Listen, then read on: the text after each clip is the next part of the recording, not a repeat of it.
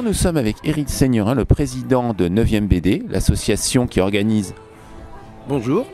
L'association qui organise le festival de la BD et du manga à Vernouillet. Alors, comment allez-vous? Très bien, très bien. Depuis hier, toute l'organisation qui a pris un an a permis de se concrétiser, et donc ça va bien. Alors, le salon s'organise, on va dire, tous les 2 ans. C'est un rythme qui commence à s'installer ou c'est une nécessité? Les deux.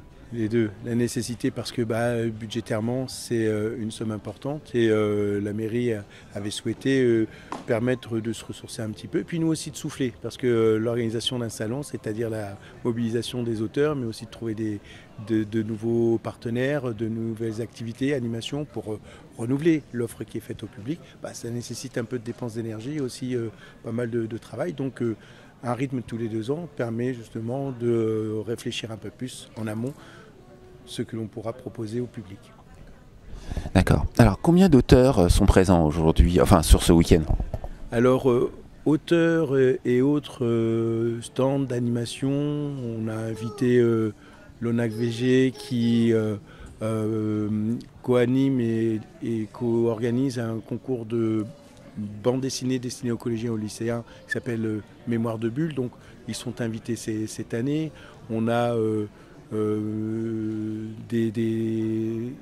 académie de dessin, l'Académie Delcourt. Donc il n'y a pas que les auteurs, mais au total ça fait 45 intervenants, 45 pôles avec auteurs de manga, une dizaine.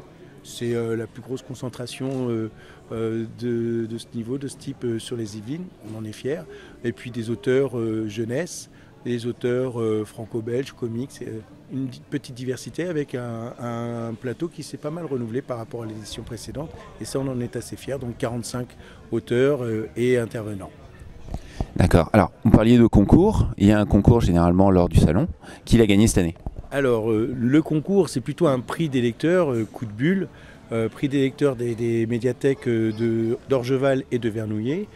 Cette année, on avait 5 auteurs en lice et il y avait Christian Pelletier avec Les Insurgés, il y avait Ida Polo pour Kamalari, il y avait Pekadi avec son autrice qui est La Marraine, dont on reparlera tout à l'heure, Cinzia Di Felice, et il y avait Tiffaine Rivière pour La Distinction, qui est l'adaptation du livre éponyme de Pierre Bourdieu, sociologue, et qui a obtenu le prix des lecteurs. Elle s'est assez bien nettement dégagée des jurys de d'Orgeval et de Vernouillet. Donc prix Coup de Bulle 2024, Tiffaine Rivière avec La Distinction, son dernier album. D'accord, merci. Alors vous parliez justement de la marraine de cette édition qui a fait l'affiche. Pouvez-vous nous en parler un petit peu plus? Alors Cinzia Di Felice était déjà venue à plusieurs reprises sur Verneuil, sur Méry aussi, puisqu'on organise aussi avec la municipalité de Méry-sur-Oise, Méry-Bulle, qui aura lieu 8 et 9 mars 2025 pour sa 4e édition. Et donc c'est assez naturellement qu'on l'a sollicité. Et puis on avait à cœur aussi de mettre en avant une autrice avec son talent. Et c'est avec enthousiasme qu'elle a répondu à cette invitation. D'ailleurs, l'idée m'est venue pour l'affiche qui séduit beaucoup de monde, grand, petit, avec son dragon tout gentil.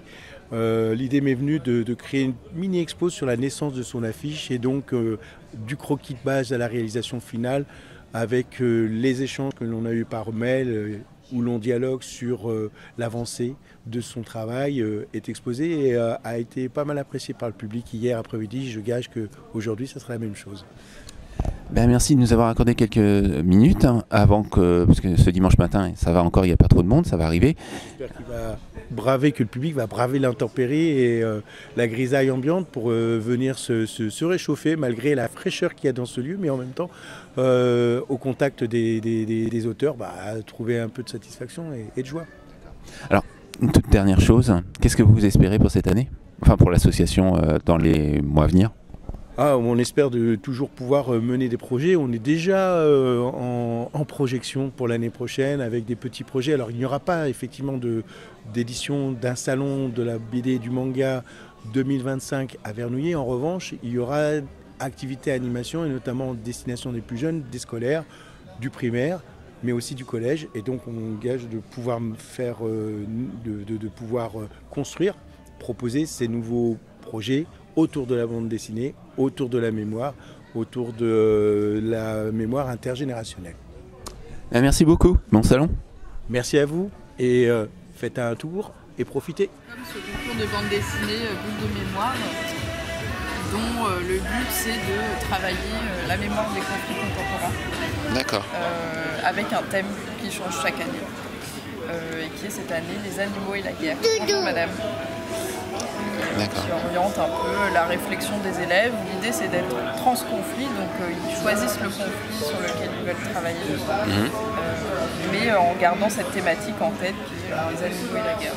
Ça peut être, on connaît beaucoup les animaux, le rôle des animaux pendant la Première Guerre mondiale, mais en fait, si on y réfléchit bien, dans la Seconde Guerre mondiale, dans la guerre d'Algérie par exemple, on a en lien avec un témoin qui a été appelé à faire son service militaire, qui a été maître chien en Algérie. On peut penser aux conflits plus récents, aux opérations extérieures et l'évolution des animaux à côté du combattant, le positionnement éthique aussi des armées qui peut peut-être évoluer. Et donc voilà, plein de pistes qu'on essaie de lancer pour les jeunes collégiens, lycéens, en tout cas de cet âge-là, en Ile-de-France. Ils peuvent participer soit en candidat libre, soit en classe, ou encadrés par d'autres structures associatives. D'accord. Vous avez eu beaucoup de monde ? L'année dernière, on était à une trentaine de candidatures, ce qui est assez peu par rapport à d'autres régions, aux autres régions. Parce qu'en Ile-de-France, jusque-là, le concours était un peu noyé par beaucoup de propositions, beaucoup de lieux de mémoire aussi, je pense. Et donc là, on n'a pas encore de visibilité parce qu'ils ont jusqu'à fin mars pour s'inscrire et rendre leurs travaux. D'accord. Mais je pense qu'on devrait être en hausse, logiquement, j'espère.